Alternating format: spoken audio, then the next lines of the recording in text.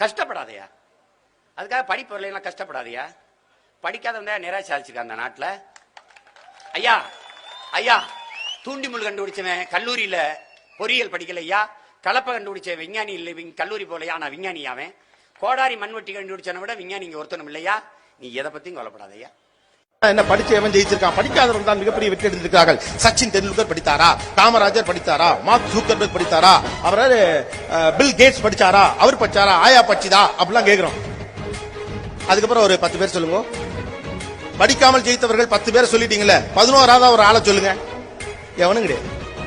படிக்காம ஜெயிச்சவன் 10 பேரை நீங்க சொல்லுவீங்கன்னா, படிச்சு ஜெயிச்ச 10 லட்சம் பேரை நான் சொல்லுவேன். படிப்பு ரொம்ப முக்கியம். Don't take it in a wrong sense. உங்களை திசை திருப்புகிறார்கள். கல்விதான் நமக்கு முக்கியமானது. அறிவுதான் அற்றம் காக்கும் கருவி. தமிழ்நாட போட்டு இந்த ரவுண்டு கட்டுறானுங்களே, இந்திய திணிக்கிறேங்கிறானுவோ, நீட்ல கொண்டே சொருகிறேங்கிறானுவோ, லெப்ட்ல ஆப் வைக்கிறானுவோ, ரைட்ல திருப்புறானுவோ.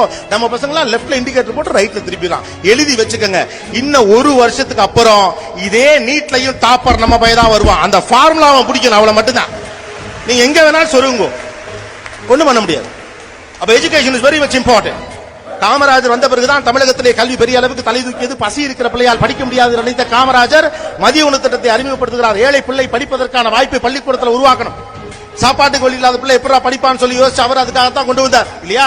மதிய உணவு திட்டம் வந்த பிறகுதான் நம்முடைய தாத்தாக்கள் காலத்திலிருந்து அப்பாக்கள் காலத்திலிருந்து பெரிய வாரியாக படிக்க போனாங்க. கடைக்கு வேலை போனவங்க இருந்து தொடங்கி சின்ன சின்ன களப்படுங்கிற வேலைக்கெல்லாம் போனவங்க எல்லாரும் பள்ளிக்கூடத்துக்கு போனது காமராஜர் கொண்டு வந்த திட்டம் தான். காமராஜர் படிக்காதவன் இல்லையா. நம்ம ஃபர்ஸ்ட் படிக்காம ஜெயிச்சவங்கள ஃபர்ஸ்ட் லிஸ்ட்ல வைக்கிற ஆளு காமராஜர் தானே. ஆனா அந்த காமராஜர் படிக்காதவர் தானே. படிக்காதவரையும் படிப்புக்கு இம்பார்ட்டன்ஸ் கொடுத்தார். யோசிச்சு பாருங்க. படிக்காத ஒரு மனுஷன் தான் தமிழ்நாட்டுடைய முதலமைச்சர் ஆன பிறகு பிள்ளைகளுக்கு படிக்கணுங்கிறதுக்காக சாப்பாடு கொண்டு வா முதல்ல கொண்டு வந்தார். அதுக்கப்புறம் இந்த சத்து உணவு திட்டம் அடுத்தடுத்து கண்டுபிடினாங்க. ஏன் படிக்காத ஒருவர் ஏன் படிக்க வேண்டும் என்று பிள்ளைகளுக்கு எல்லாம் ஆசைப்பட்டார். படிக்காத என்னாலே இவ்வளவு செய்ய முடியும்னா என் பிள்ளைங்க எல்லாம் படிச்சா என்னெல்லாம் செய்வாங்கன்னு அவர் கண்ட கனவுதான் இன்னைக்கு முன்னால உட்கார்ந்துருக்க இத்தனை ஆயிரம் பேரும். இவ்வளவு பேரும் அதான். நீங்க போய் சொல்லுங்க, அந்த தம்பி கோவப்பட்டால வடநாட்டில வரவங்க தமிழ்ல பேசணும்னு சொல்லிட்டு போய் வடநாட்டில கேட்டு பாருங்க. வறுமை இருந்தா பிள்ளைய வேலைக்கு கூட்டிட்டு போயிருவான், வறுமை இருந்தா செங்கச்சோலை கூட்டிட்டு போயிருவான், வறுமை இருந்தா ஆணி அடிக்கிறது கூட்டு போயிருவான். உசுரே போனாலும் பிள்ளைய படிக்க வைக்க நினைக்கக்கூடிய அப்பனாத்தா இருக்கிற ஸ்டேட் இதான். ஏன்? why the final destination for parents here is education.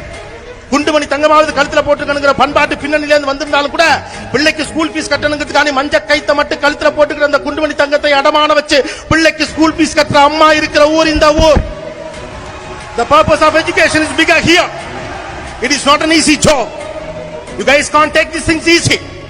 Social media la விளையாட்டு தரமா படிப்பு ஒண்ணுமே கிடையாது, உங்களை ஏமாத்துறவங்க பக்கம் போகாதீங்க. அவள அம்மா குப்பைய. We have to educate ourselves.